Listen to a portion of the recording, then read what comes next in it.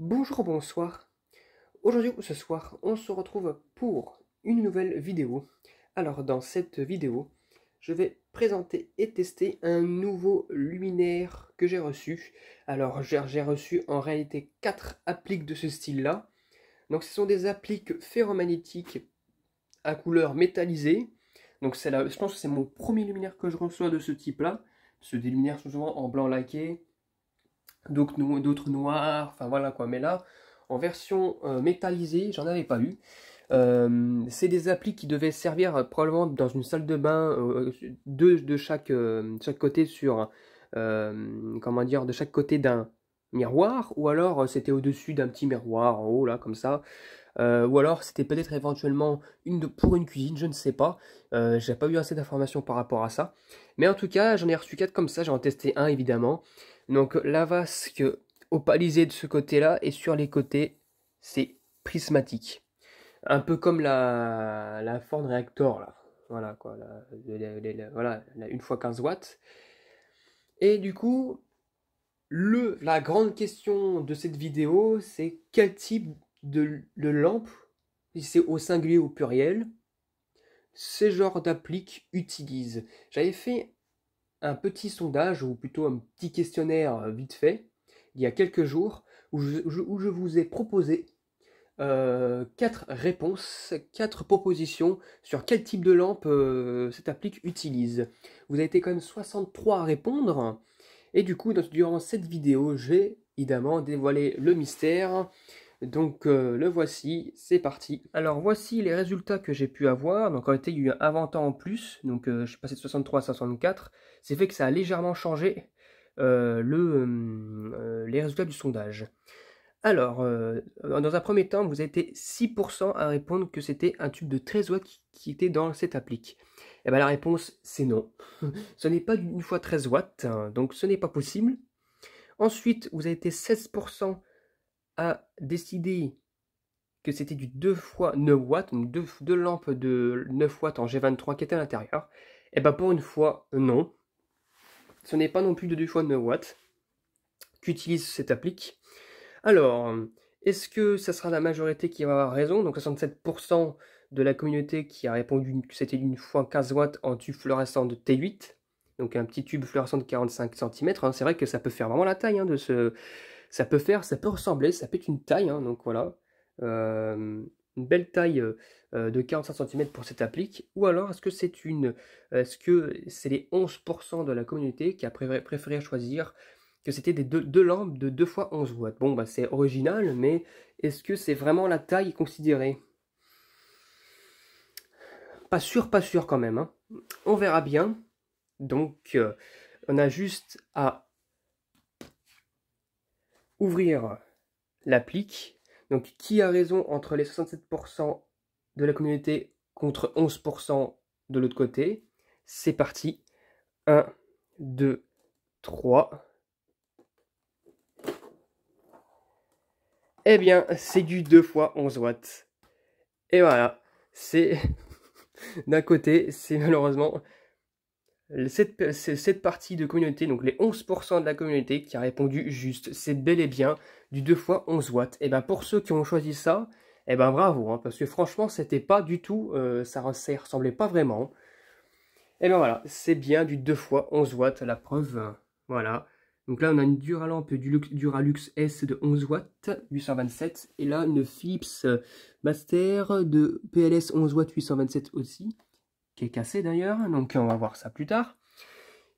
Qui est présent dans ce luminaire-là. Et voilà, et ben du coup, et ben voilà, ça en fait ce genre de luminaire-là. Donc c'est un luminaire ferromagnétique de la marque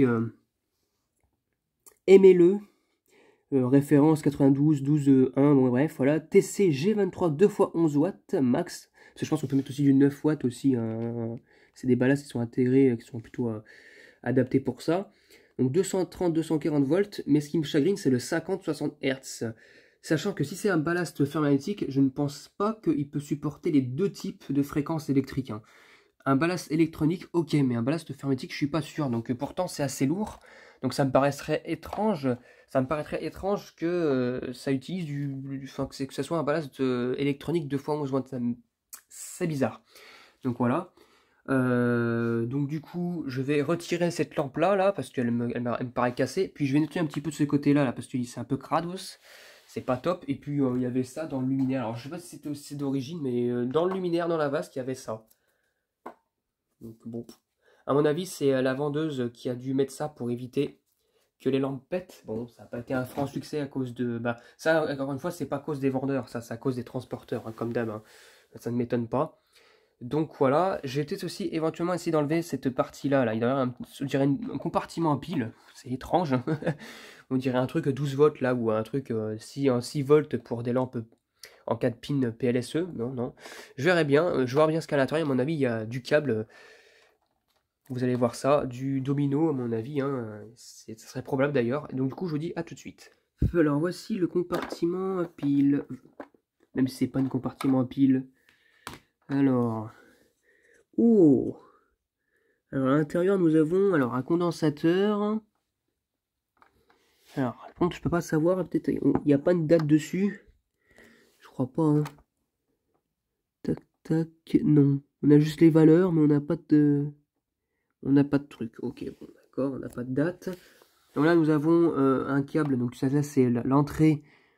L'entrée du coup d'alimentation de la réglette. Là nous avons un câble qui passe dans le truc en plastique, un autre qui fait là, qui passe là, qui prend un relais, qui est connecté là et qui repasse par l'autre côté. Et là nous avons un fil qui va tout droit d'un compartiment à un autre.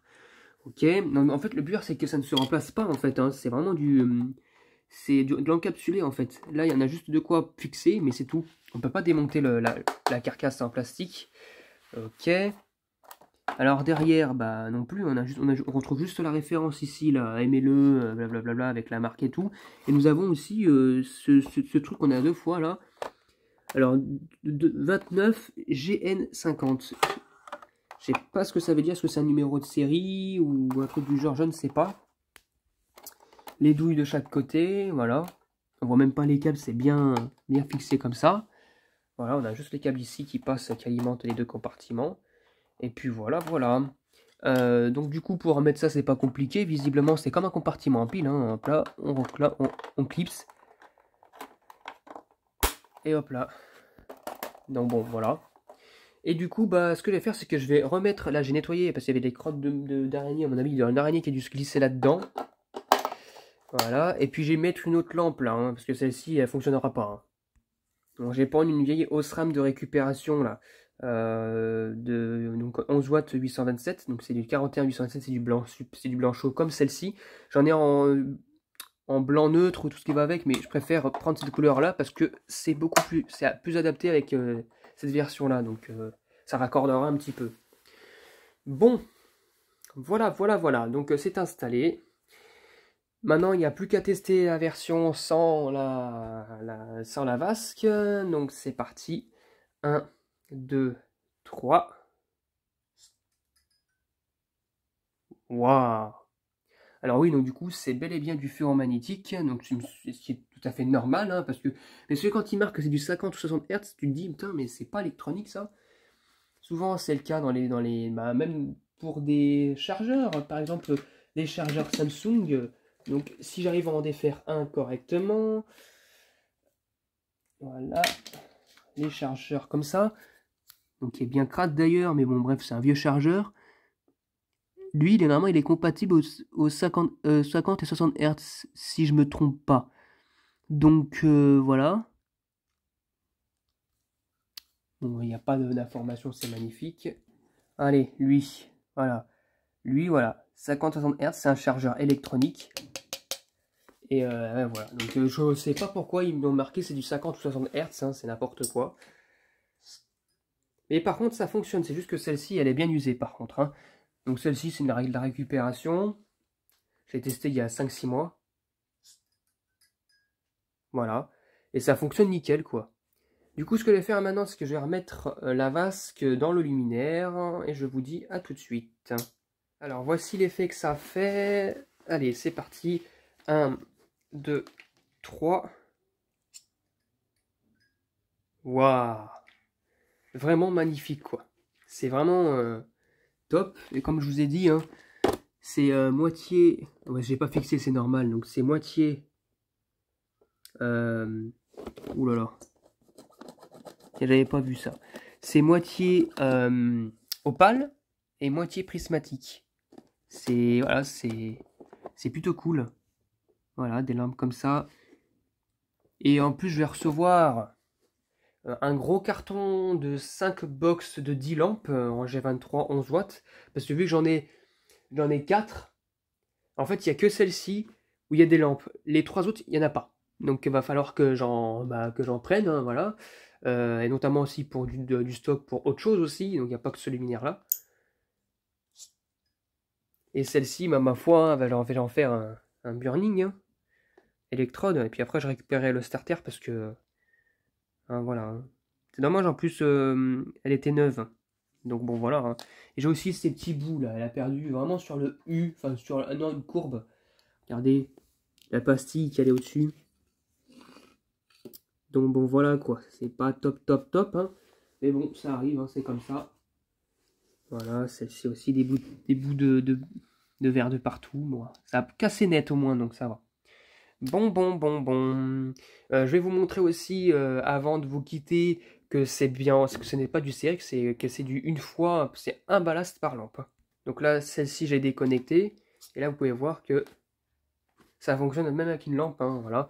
Et si on s'amuse à ça, imaginons qu'il y a une lampe qui est morte ou qui est dead, qui est dead après sa fin de vie.